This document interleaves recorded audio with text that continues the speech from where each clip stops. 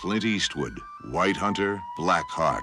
I don't care if this picture's shot in black and white or sepia tone, or we have to make the whole damn thing in animation. Pete and I are going to Africa. There are times in this life when you can't wonder whether it's the right or the wrong thing to do. Not for guys like you and me, kid. You just gotta pack up and go.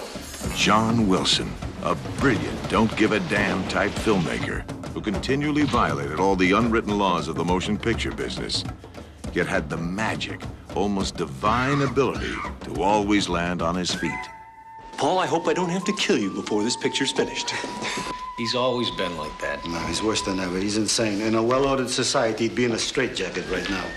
If there's half as much love in this old gal as there is talk, I may be dead in the morning. John, give it up. Something terrible is wrong. The man has the fever. It's just like any passion. It's irresponsible and it's destructive. This is simply paradise here. In fact, I'm seriously thinking of staying here forever.